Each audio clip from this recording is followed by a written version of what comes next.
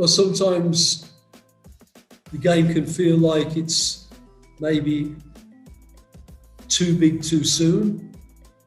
Sometimes you have injuries and players not signed, but in any conditions, this is always a very high-profile preparation game for us.